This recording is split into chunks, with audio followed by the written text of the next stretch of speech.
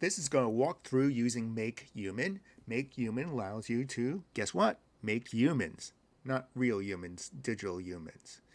This is an overview getting you from start to finish. You can stick around and explore all the menu items. I'm here to show you the interface so you'll feel confident knowing that you'll know how to create a human, adjust a human, and pose a human, and save a human. Your model can be taken into a game engine as is. I'll point out where it could be rigged, or it can be used as the basis for continuing modeling the character that you want in an application like Maya, Blender, or ZBrush. When you first open up, there's a human staring at you.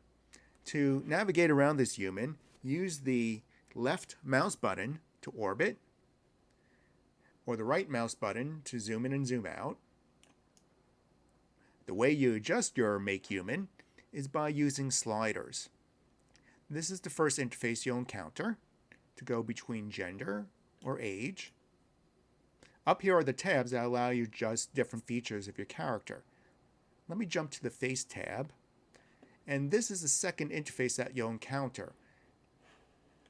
Right now, it's focused on the head shape category, and you can adjust age and other parameters. This is the next interface that you have to be aware of, the category. Under the head size, we'll pull up a whole different subset of menus off to the left side. So whenever you go to a new tab, look for the options of adjusting off to the left side, and on the right side, look for which feature that you'll be adjusting. Above this adjustment tab level is another tab level for File, Save, and Export. We'll get back to that. We were in the Modeling tab. Different parts of the geometry that can be adjusted. Let's click on the Pose and Animate tab.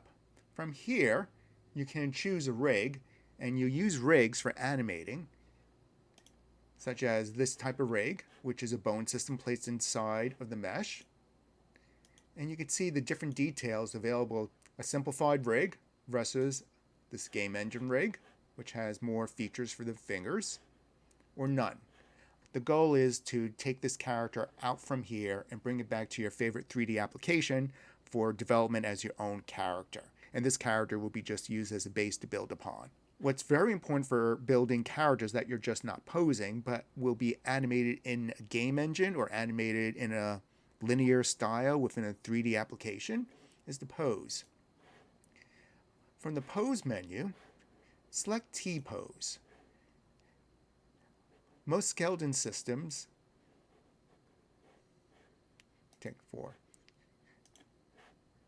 If the arms were too close, or doing a gymnastic stunt like this, or your character decided to sit down on the ground like this, it's going to be harder to take this character and move it around.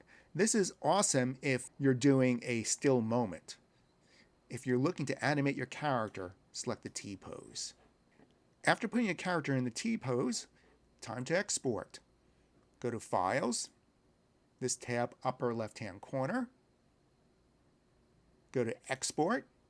Select either FBX Filmbox or OBJ, and these two formats will be compatible with the majority of applications out there. I'm going to select Filmbox.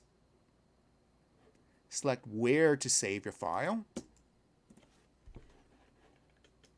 The next step is to import this export into your next application to either start to put details on this character or use it as a placeholder character to trace out a mesh structure around this character, so then you can adjust it to your needs for sculpting or polygon box modeling. And as a little bonus, if your end goal is to have a character wearing some clothing, then click on the Geometry tab and you can select between different outfits. Off on the right side, maybe our character needs a hat. And put on some casual clothing, or maybe just some overalls for doing some basic modeling work.